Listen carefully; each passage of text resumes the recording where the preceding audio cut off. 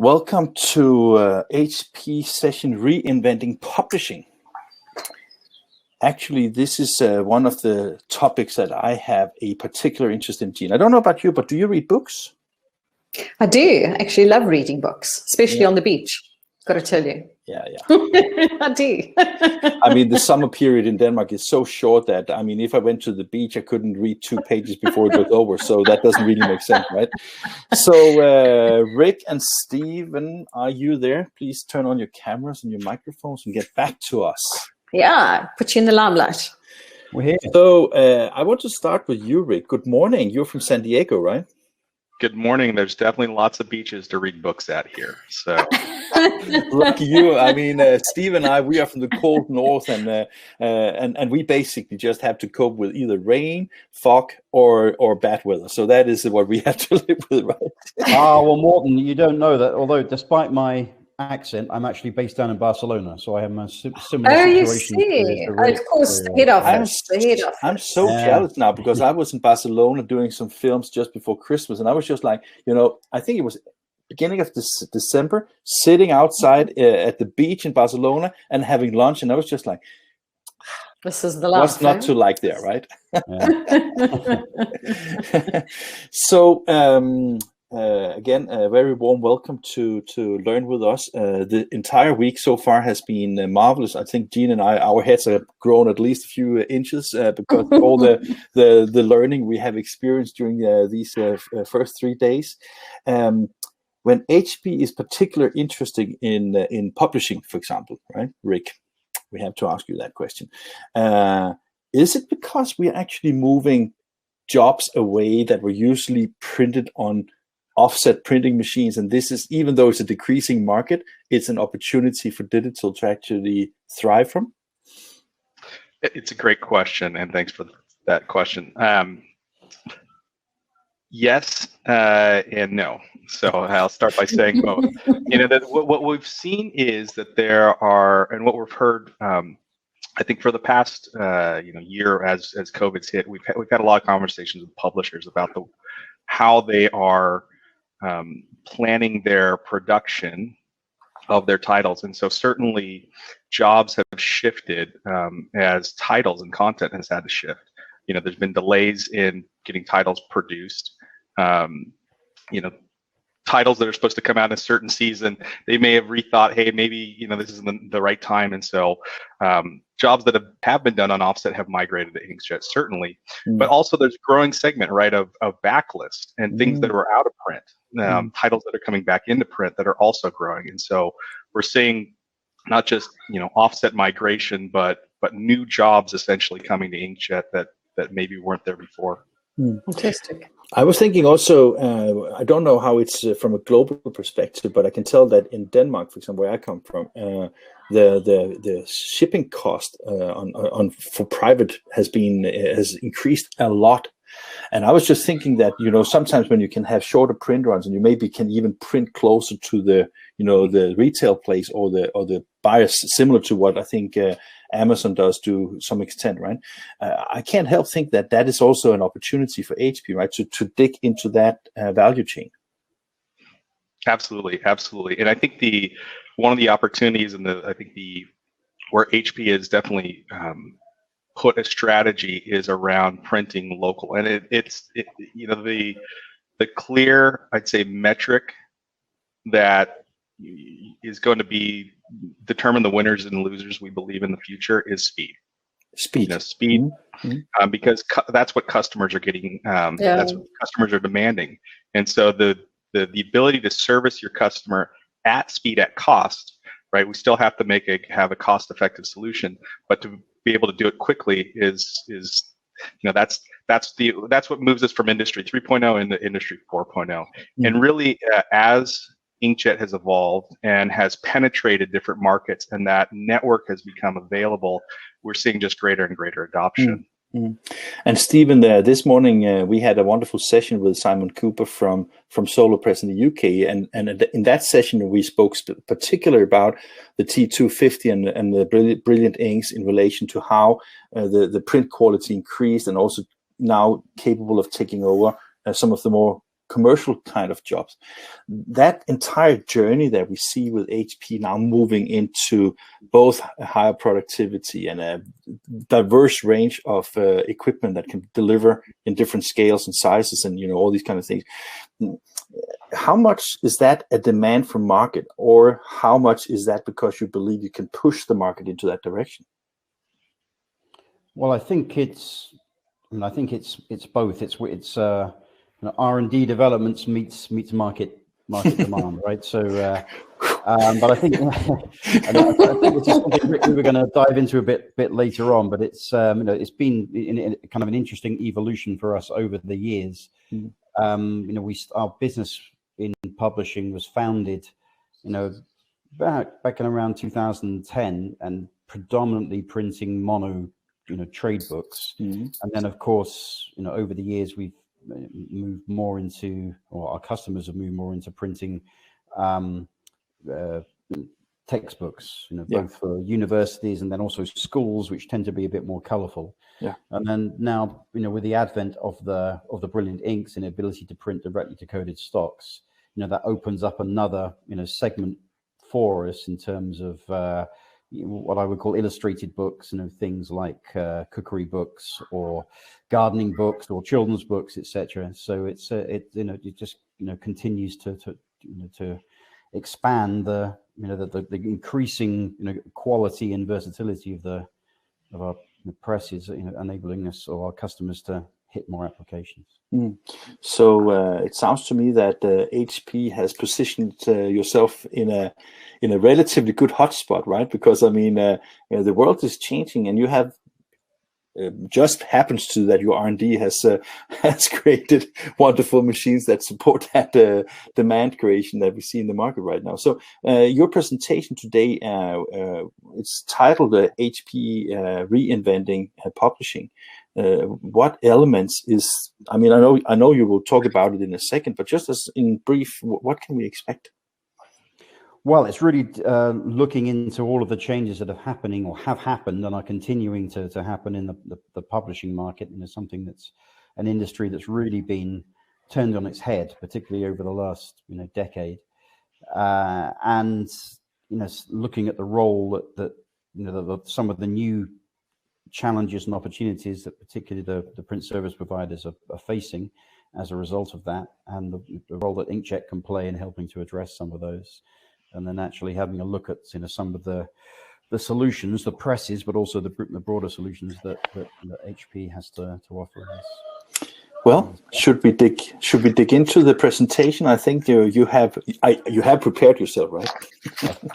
Of course, we prepared ourselves. We get a sneak preview before you came on. Yeah, I knew it because I uploaded it yesterday, so I knew it. Don't worry. So take it away. Jean and I will turn off our camera and sound, but we will be listening to you. And if you need help, you just say so. And then we have a hopefully wonderful Q&A session after your presentation. So take it away, gentlemen. Sure. Okay, thank you very much, Jean and Morten. So good afternoon, everyone. I think maybe we should give ourselves a proper introduction here. So I'm Stephen Goddard. I'm the category business manager for the page-wide press business, the HP's inkjet business in EMEA, so the Europe, Middle East and Africa region. And I'm joined today by my friend, colleague, and longtime collaborator, Rick Bravo, all the way from California, as was discussed earlier. Now, Rick is really the brains on this call. I'll be asking the questions, and Rick will be doing his best to answer them. But Rick, tell us a little bit more about yourself to start with. Yeah. So, Stephen, I think that makes you the beauty, right? So, I'm the brains. So, yeah, my name is obviously Rick Bravo, and I'm based here in San Diego, California. My role inside HP is I really wear two hats, but the first one is a global publishing segment manager. So very excited to share with you today just some of our story about HP publishing and our solutions and our customer successes, but also doing business development as well, with a particular focus on emerging markets. So but let's go ahead and let's jump to the video, Stephen, and hear from one of our customers.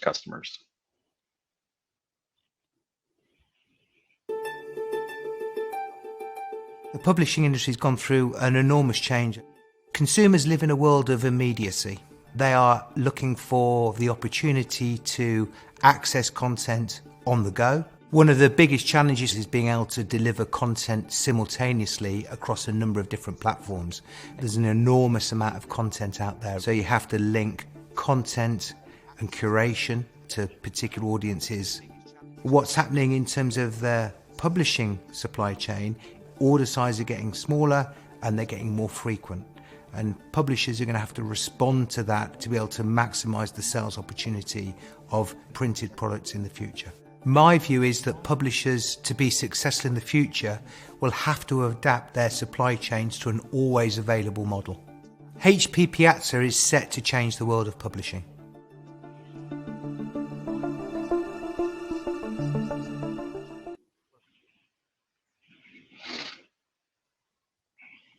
So a bit of drama and suspense to get started here. But I think it really, Stephen Day there tells a very interesting story. Yeah, and Stephen Day, I think, was with Pearson, is that right? Yeah. And he was sort of very influential in the movement towards, I think, shorter print runs and getting away from significant stocks to more shorter runs and print to order. But tell us, Rick, a little bit more about the changes that the publishing industry has been through and continues to go through. I mean, it's the industry's, I think, even over the last decade or so, it's really almost unrecognizable from where it was 10 years ago. Yeah, so very, very interesting to see what has changed in publishing. I think the clear thing is that the story in publishing is really about a story about the content inside of publishing. And we talk about publishing, we really usually talk about three verticals, meaning book, newspaper, and magazine. So, but the biggest thing that's obviously changed just in our world dramatically that has affected that content is the internet and the devices that we use to connect to the internet. And so when I think about things, the first thing I think of is content, and how is that content reaching consumers or readers. And so I like to use this example as a starting point. You know, I was at an airport, probably like many of you, for those of us that remember what it was like going to an airport, back at the beginning, I think it was January 2020. And so I saw this on the shelf, and I had a long flight heading over to Asia, and I figured I'd pick it up and read it. And it was the title, The Economist does this every year, is about the world in 2020. You know, what are going to be the big topics that everybody needs to know about for the world in 2020? And so, okay, being an educated person, I wanted to read what does The Economist think I need to should look at. So there were some interesting topics, and I looked at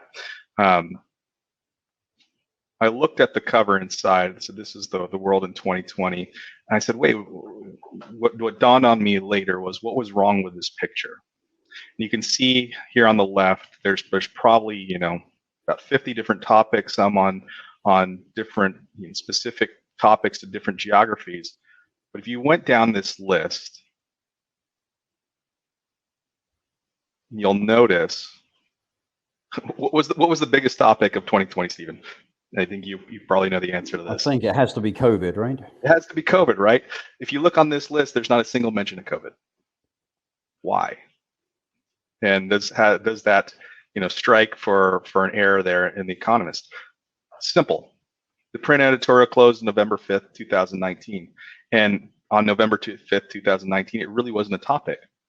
And so by the time this magazine went to print and was on the shelf when I bought it at the airport, it was already, missing the most important topic of 2020. And that is, to me, I think, just an example of the speed at which content has to get to readers and how much the internet has changed things for content. If we look at what the most important things are for publishers, it's the ability to forecast who's going to be reading what and when there's competition in terms of ebooks, audiobooks, but it's really about getting the content to the audience not thinking of them just as readers, but to an audience in the right format, in the right time. And so it's content plus speed. Those are the things that are really driving the publishing industry. And print has actually held up. I think if you look at just the speed of content expiration, newspapers and magazines have declined very quickly, mainly because there's been a shift in because those are content, that content expires more quickly.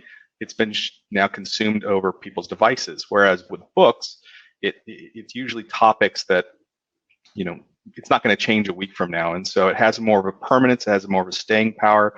Certainly your maths textbooks aren't going to change, hopefully 2 years from now in terms of what they're really teaching. The numbers, 2 + 2 is still going to equal 4.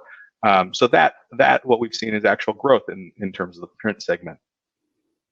And I think overall, the industry is at different stages of adopting technology to meet speed in creating an ecosystem to get the content to readers and to audiences in the manner they want quickly. Yeah. I'll pause there, Stephen. Okay, good. So, I mean, a world of change in publishing, what impact is that having on the print service providers themselves? I mean, presumably it represents some challenges, some changes, but perhaps also some opportunities. Absolutely, and I think the first thing to think about has to do with SLA, right? I think in terms of creating a service level agreement, the likes to fulfill, the e-commerce platforms. Since we're talking now not just about buying books at your local bookstore, but buying them online, is creating solutions that can adapt and run quickly. Potentially we've seen SLAs down as short as 4 hours in some markets, but it's also creating smaller order quantity sizes. And when we jump back into that presentation and go over to the next slide, what we've seen is, with book sales moving online as a major driver, it creates more print runs. So batch sizes are increasing. The number of orders are increasing, and so the opportunity for print service providers is to create a solution that can do shorter print runs, can meet shorter SLAs, while becoming more agile. And really, it's about helping their customers manage their value in the content space, and creating solutions that can quickly monetize that content. Okay. So, and then how does inkjet play into that? How is that helping print service providers to do things differently? Yeah, I think the key for inkjet is creating, and I'm going to go up here. The key opportunity for inkjet is that the number of pages are exploding, and the ability to help publishers monetize their content is helping them meet those tighter SLAs. It's helping them maintain cost-effective margins, but it's really on both two front ends. It's saving money on the jobs that they're running right now, and it's helping publishers win new jobs to grow business. So if you look at just the comparison on the cost of inkjet versus, say, offset, some of our customers have break-even points of over 10,000 copies. We see an effective way to print jobs of whether it's a single book, which book of one short run, 500 copies, all the way up to 10,000 copies at a time. And that's just on the cost saving side. If we look at the opportunity as well, like I mentioned to Morton, there's also the opportunity to look at the long tail, the backlist. where there may be titles that aren't in print anymore, and allowing publishers to bring that content back online to monetize that, to really, grow a revenue stream that they may not be tapping into before. And just for example, when the pandemic started, prior to March 1st, if we looked on Google Trends, was anybody buying books on pandemics? And quite frankly, the answer is no. If you just look at the Google Trends search for pandemic books, there really wasn't an interest in pandemic books, but certainly once COVID became an important topic, everybody wanted to read about it. They wanted to educate themselves. They wanted to look at what had happened in the past. They wanted to learn more. And this is an opportunity for publishers, right? That if they had content about pandemics, vaccines, et cetera, to begin to promote that, so that and that's an opportunity, to create a sale. And it's not just obviously pandemic books, but it's whatever that trending topic is. Maybe there's an election, and there's a certain candidate that has a book out there that may become a spike. It's about getting that content that's in demand, and having it printed, ready to go to customers when they want it. And that really is also about supporting new channels as well, right? Because we're no longer looking at just print and sales, going through your your traditional retail channels. It has to be not just retail, but retail plus other things like e-commerce, and we see that continuing to grow year on year.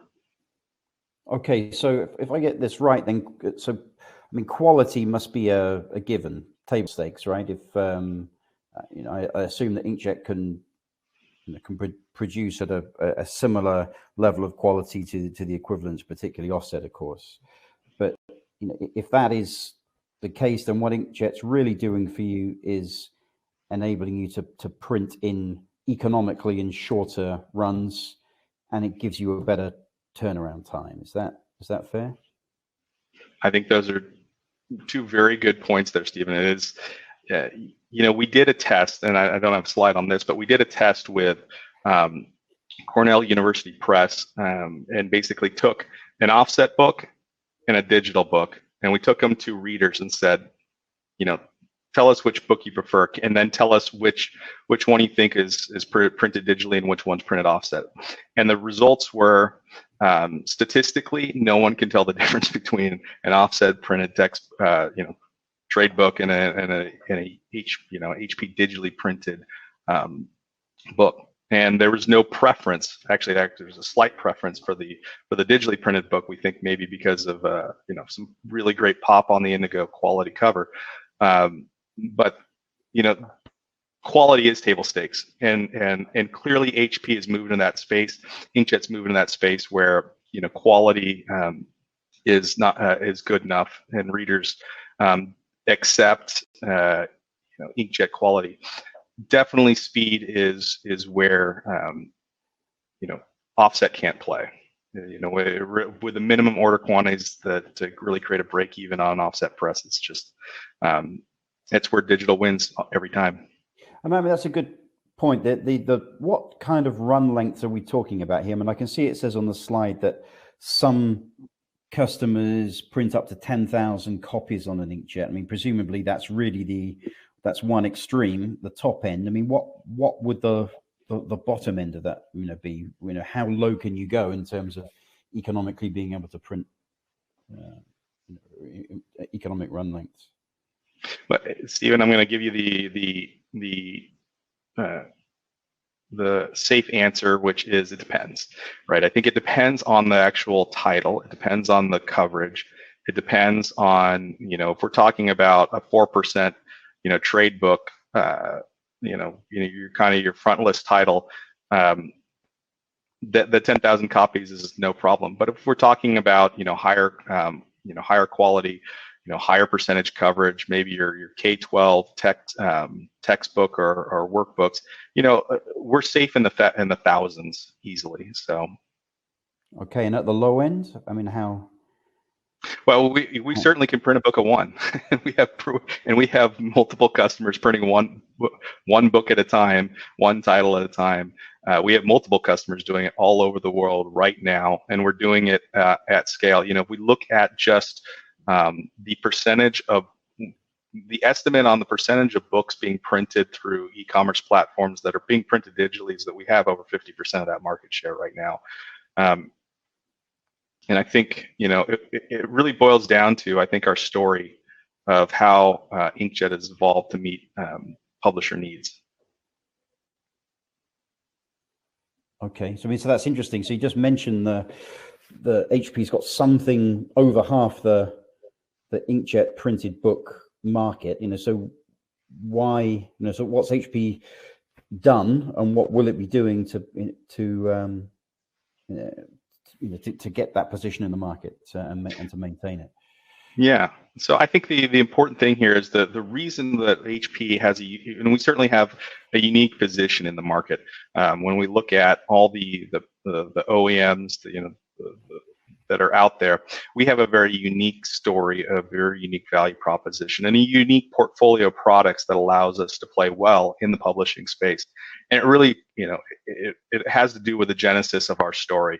If we look at where we started back in 2008 at that Drupa, where we really launched, focused more on the heavy production, as you mentioned earlier, focused more on mono.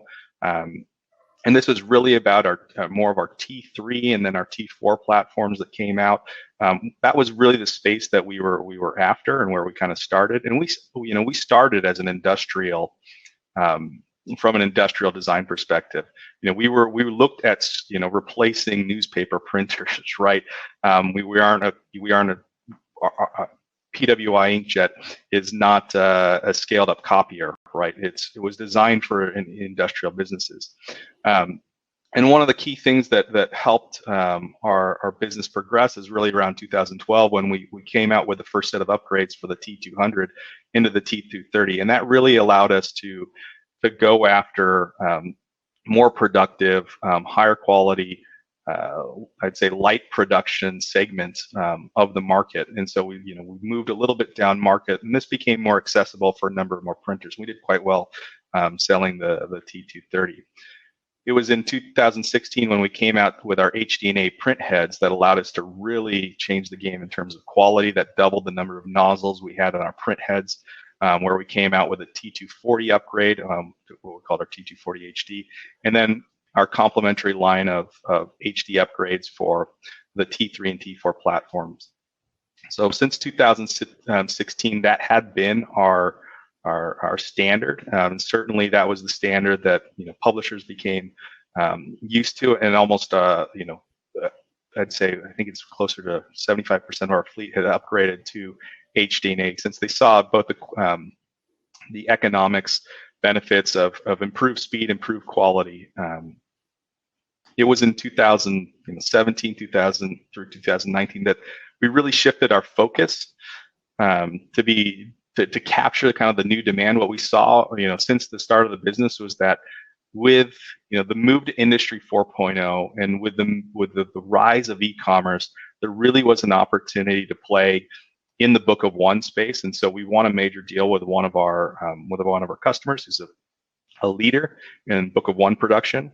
And what we know and what we understand about how to produce a book of one is it's not just the press. It has to be the press and finishing and bindery and workflow that goes around it. And so that's why, as a company, HP has invested significantly in cloud-based workflow solutions, specifically with HP SiteFlow, and included the acquisition of a leading workflow solution provider, actually based up in the UK. And this has all been very exciting. It really helped us to grow in this space. And what we're very excited to announce last year was even another step, another advancement in our portfolio, which is really the Brilliant ink set and the upgrade from the T240 to the T250. This really is a game changer in terms of being able to print on a broader set of media. We had the broadest set of media capabilities, paper capabilities with our existing platforms, but now with this new inkjet, we're able to print directly to coated papers, and we are able to expand our gamut and really help our publishing customers tackle the tougher economics of higher quality and higher coverage. Yeah, and again, go ahead, Stephen. No, it's good that you mentioned workflow, because I was thinking here, as if we move into this world of I think we talked about more titles, shorter runs, faster turnaround times. You have to, that's a big challenge surely for the print service provider to actually manage to work through their facility, and I guess also finishing the books. Can you tell us a bit about finishing in particular, how there's what solutions are on offer to work with the press? Yeah, I would say first, HP as a company, well, let me put it this way: we're a leader in when it comes to digital print. We are a global leader because of all the advancements that we've managed. We have over 100 presses at 50 customers. I think we're up to. I have to keep. We keep on installing presses, so the number keeps changing every week. But we have over. I think we're in 20 different countries around the world. What a positive problem, right, Rick? Yeah, right. So we've printed over 260 billion pages. 50 something billion pages alone for last year. And we can't do it without our partners. We really can't do it without our partners. Whether we're working with every single one of the leading finishing solution providers, from our T2 platform, whether that's, Hunkler and TechNow, both have, I think, probably on these calls the last few days, or maybe that's coming in the next couple of days, Morten, have some fantastic solutions, and we've done multiple integrations with them, as well as on our T3 and T4 platforms, whether it would be with Magnum, Muller Martini, Manroland. HP has a history of integration with leading solutions out there in the market to enable our customers to print at speed, at high quantities, cost effectively. And we're doing this every day around the world. Okay. And so as I understand it, we've got this product range where we're able to help customers print different quantities. You talked about heavy production, sort of perhaps hundreds or thousands of copies, or light production, perhaps hundreds of copies, and then all the way now down to book of one. We also talked about the improvement in the quality over time. So this idea of going from monetary books to textbooks, and now to illustrated books. So there's clearly a lot going on, improvement in the workflow, etc. But where next for the industry and for inkjet and for HP in this market? Well, yeah, that's a great question. I think the areas where we see a lot of opportunity and where we've seen a lot of change, especially during COVID, I think one of the interesting questions, that we've all been doing some learning and probably taken the pulse of the industry this past year to see what has worked, what has not worked. With COVID, what we saw, that obviously there were challenges in other parts of print. In book production, specifically in inkjet, and with HP, our customers grew. And we saw that it was obviously dependent country by country on when there were lockdowns and when there were restrictions on production. But when the doors were open, the presses were full, and that there was clearly a shift from publishers to print digitally in changing quantities. And so we see continued growth for all kind of categories, all kind of run lengths of books to be printed digitally. We see it growing double digits. But we definitely see a real opportunity, a real rise in printing book of one, very, very short runs, the ones and twos quantities to support e-commerce. And so where we're going to be continuing to invest is in expanding our solutions to be able to meet customer needs, in high quality, in high productivity on our platforms, but also to integrate with solutions like finishing and binder equipment, and being a leading workflow provider as well. I think there's, like I said, what we've learned, especially from our experiences and working with our customers the last few years, is how important workflow really is to be able to do those single quantity copies at not just doing it once and calling it a day, but really being able to do single copy count at scale is something that requires significant leadership in terms of workflow, and that's where we see our continued investment and where we see the market growing. Break evens will continue to get better. We expect that 10,000 number as well on the high end. We hope we can push that further through some increased economics. We'd love to be able to do that, but we're also going to expand, geographically. We believe that there are markets that are growing. One of the things that we learned, and I'm going to give a shameless plug for our Publishing 2020 Vision webinar series that we just concluded. After speaking with a number of publishers, we see opportunities not just in existing markets, but there are a number of growing markets around the world where we have our eye on growing. We believe inkjet is a good fit as well, so we're going to be growing our footprint as well. And I think, we're going to continue to grow pretty much on all fronts. Okay, sounds good. And I mean, the last question for me, I think, before we turn it over to some questions from the audience, someone wants to learn more. What should they do? Yeah, I'd say the first thing is, so thank you for your time here, but contact your local HP rep. HP is a company that's got a footprint in almost every single country around the world. We have a number of resources that, if you're interested in the migration to inkjet, these are just a few things that we suggest reading here. Some of them these are industry as well as co-sponsors by the Book Manufacturers Institute. This happens to be a North American entity. Go on to our website, hp.com/publishing, and come visit us. Certainly we have a number of sites where you can come take a look at our presses as well, or request a print sample. Those are all ways in which, if you're interested in this journey into inkjet, we're happy to help you, educate you along the way as well. Wonderful presentation, I must say. You said you want to rock today, Rick. So you did rock, Rick. That was not even intentionally. So from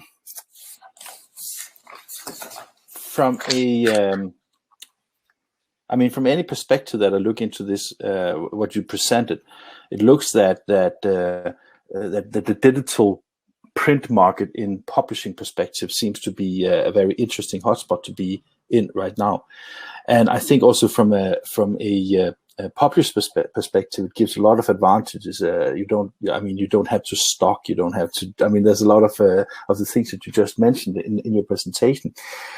But as you both are talking about the T250, right, or the T series basically, right? I was just wondering, is that the entrance point if you want to go into this market in relation to a publisher, or is it more about the mindset of using digital technology together with the right binding equipment, you think? It's a good question. As HP, we're obviously a company that has multiple technologies, right? We have our Indigo technology as well, which is a great, liquid toner-based solution.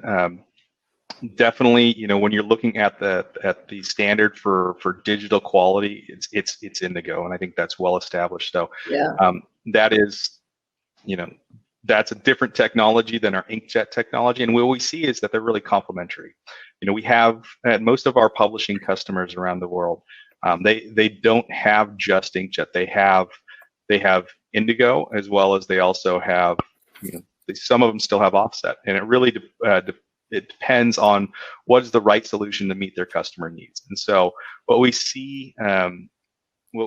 continue to see from our customers is that they have a suite of technologies, and they've figured out, how to use the right technology to meet the demands of their customers and their customers' customers. Yeah, because the reason I'm asking a little bit is also because when I look at the week that we have started with this Learn With Us about inkjet, there's a tendency that if you look at some of your competitors as well, Ricoh just moved to a sheet-fed device. Konica Minolta is sheet-fed. Canon has both roll and sheet, and for you it seems that you have toner for sheet and inkjet for roll.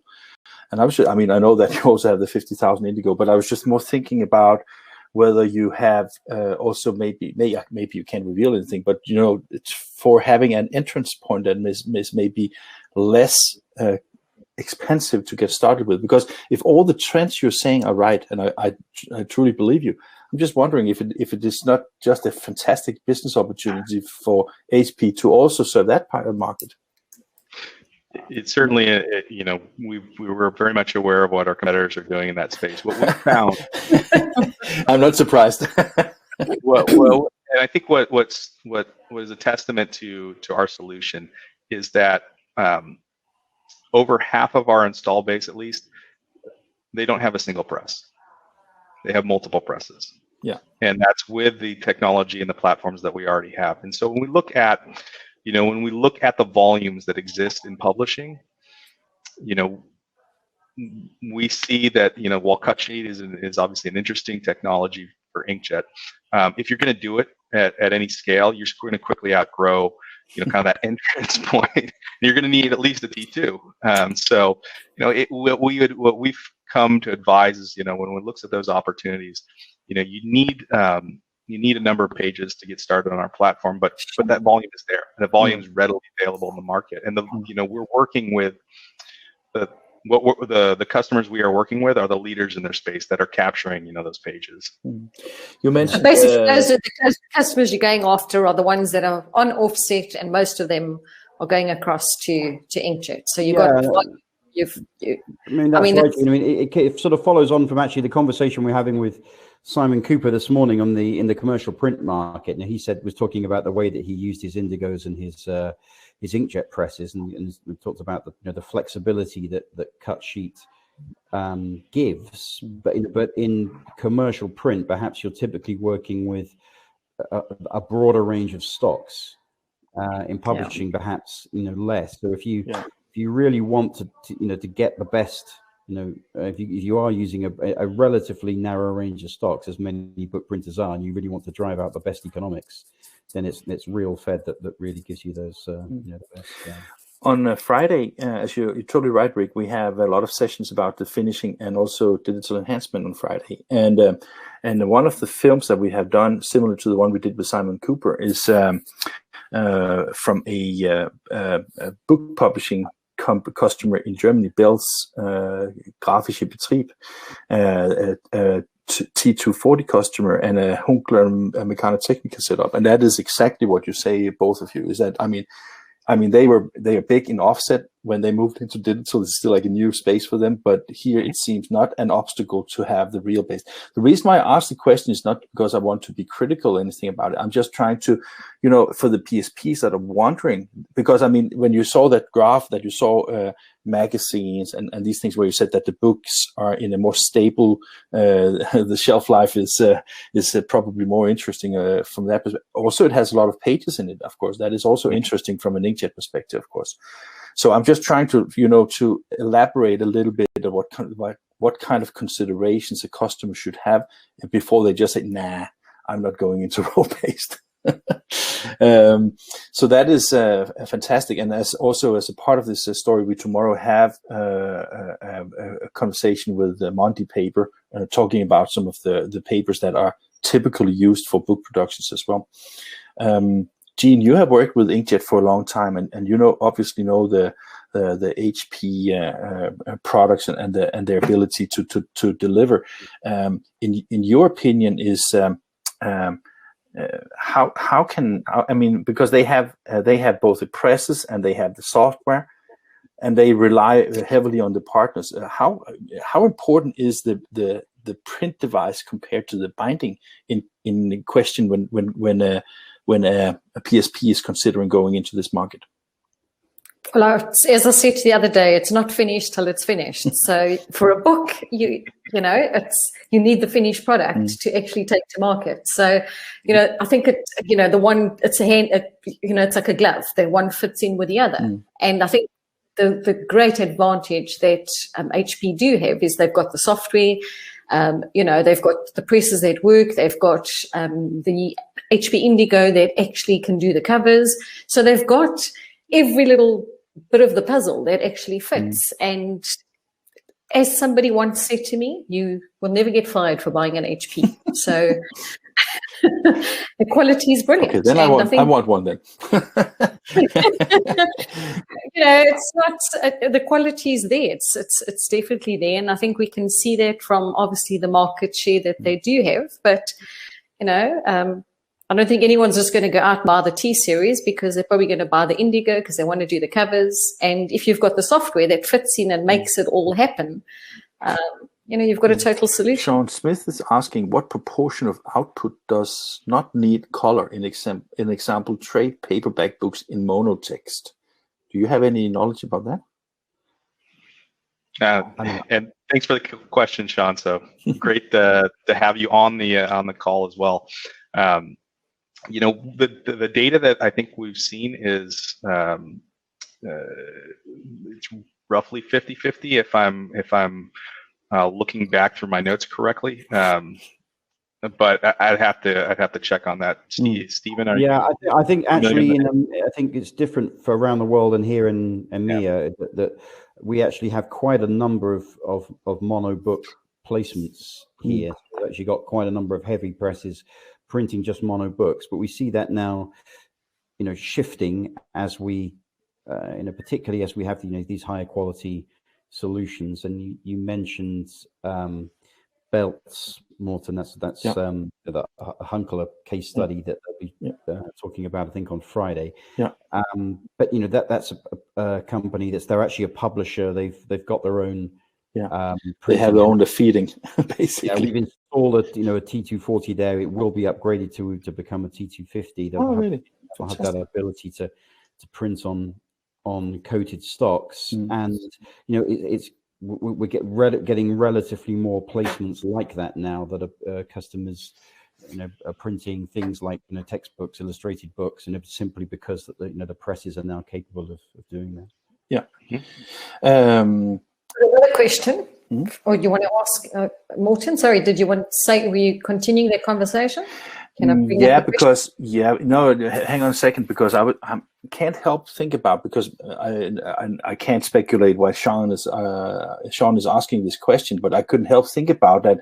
If you have a 4/4 color press and 50% of the time it's used for mono jobs, I mean, doesn't that leave some kind of leverage to something in between? I mean, because you did mono, or you probably do that still. We did a film from Command Digital in New Jersey where we see, I can't even remember, but it looked like T-series presses, just mono presses. So so the application again decides for what kind of press you are into, right? Absolutely. I mean, it depends. We talked about these three segments of what we call heavy production, the T300s, the T400s, those wider web widths and the higher productivity. And it's those that we often sell as mono presses to print, purely mono books. And then, although the color versions, certainly exist. And then it's the T250s, which we either for sort of light production or into print to order, that we're seeing I think relatively more color work produced on on those presses, and in some cases, already significant proportions of color being produced. In other cases, it's a customer who today predominantly prints mono, but wants that option to be able to move more into color. And I was just about to say that when you have a color press, that maybe also pushes your interest in actually selling color jobs, right? Absolutely, absolutely. I mean, I think there's what's unique about HP, and I think it goes back to the question of, how are we serving in the industry? We have a portfolio that, when a customer has to think of, well, do I really want to be productive and run at, say, 300 meters per minute or 305 meters per minute, or do I want to be, just super high end and focused on the highest quality color jobs? I don't have to have that trade-off when it comes to HP. I can get a press where I can do both, be productive and run quickly, but also get quality at the same time. That's really where HP and how we've excelled and differentiated ourselves from a number of our competitors. And so a number of books don't require color, but the ones that do, you're going to want an HP for it. So Roger asks, what about the shelf life of the digital printed books on the particularly coated paper? The shelf life of the digitally printed books on the coated paper. So the shelf life, basically, sometimes the toner will come out after some period of time. So it's basically talking about rub off and the lasting, do ink, well, it says toner there, but I think he's meaning do printed inkjet books, have they got the same shelf life as what a toner, offset printed. I'll do my best to answer this. So we're just historically we've had our A50 inks, which are predominantly intended for printing on uncoated stocks, and we're now with the T250 we have the brilliant inks which can also print on coated. So for A50, I know that the light fade, the rub resistance of light fade means that those books can last for many years. I don't think there's any sort of meaningful cap on life based on the testing that we've done. And then last time I asked, we were still undertaking the testing on the B60 inks, so on the the performance on coated stocks. And what I was told was that we've got every expectation that the life will be similar for the B60 as the A50, but we don't have the definitive test results, or at least I'm not aware of them. So, but that's what I understand as of today. So Steve, and I would add, Stephen, that just in the presses that we installed in 2008, our very first presses are still in operation. So no, I guess there hasn't really been a complaint about the print quality that's turned. Kind of annoying, isn't it? It's hard to get a secondhand refurbished HP unit these days because they don't exist. One of the things I like with the Indigo platform is basically that I think it's a couple of years ago that HP announced that it was like upgradable until the next version. Is that the same with the T series? Yeah, I would have said more so. That's really our strategy and our focus is placing a press and then having it there being productive for the customer for as many years as possible. So that idea that you can upgrade the press, bring it up to the the latest market standards is and I think that's something that comes up all the time now, because being a consultant in the industry, that's one of the things that everybody asks, because do we buy now, do we wait, because they're going to bring out something else and then there goes my press, the value's gone, it's not worthy. So it's definitely a concern. It's an interesting case now. Actually, it's not a publishing customer, but a customer of ours that bought their presses, the two presses 10 years ago, and they haven't really done anything to them in those 10 years, and we're now talking to them about doing a big refurbishment on those presses and setting them up for for the next 10 years. So it's these are the kind of, is that something that is that something you believe that HP has a superior attention on? I mean, because you have a lot of experience, you have a lot of presses installed, so maybe you have that understanding of customers' need over some of your competitors, or is that a generic thing in the industry? It's not so much understanding. It's more about the way that we're set up and our control of our technology. So we have our own proprietary inkjet technology, so thermal inkjet. Different to most of our competitors work with piezo. The analogy is why do only we work with TIG and everyone else work with PIG? Well, it's a bit like, why does Apple work with iOS and everyone else work with Android? Well, it's because Apple owns all the IP, and everyone else has to license their technology from a third party. So we own all of our technology, and we control everything. So we design essentially every element of the solution. Be it from the digital front end to the presses themselves, to the print heads, to the dryers, to even the papers, the inks, even the papers often contain some of our technology.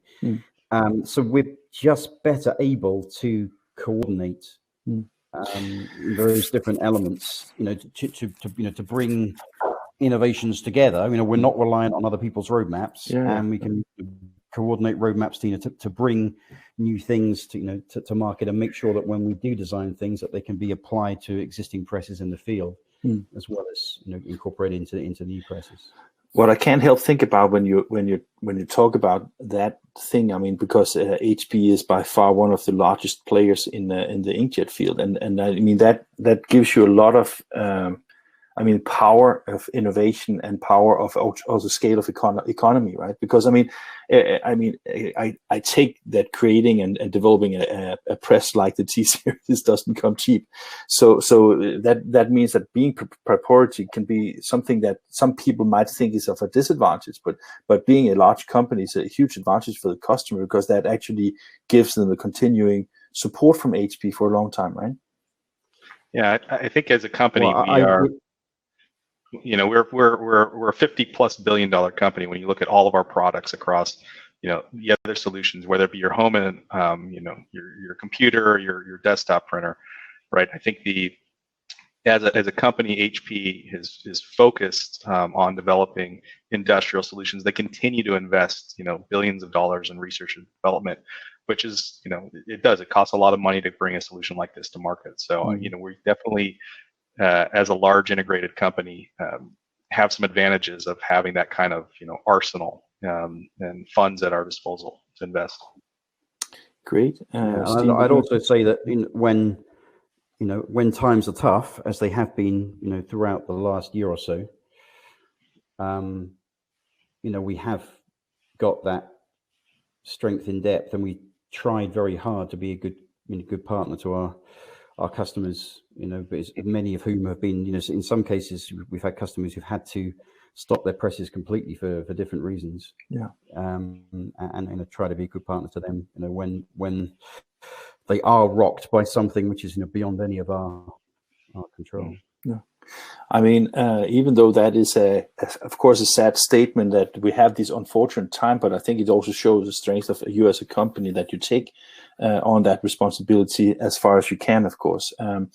Guys, it's been a wonderful session. I'm sorry that not more people attended, but we will make sure that the replays will be spread out. It's so strange. We come from a session with 280 people before, and now we had 40 in the beginning, and now people getting tired. They have to cook and take care of kids and whatever. So we will make sure that this get out, and I just want to thank you again for your support and your insights. I think it's been a very educational and learning experience. So thank you both. Thank you very much. Okay, good to meet thank you both very much. Yes, and thank you. And you, we enjoyed it.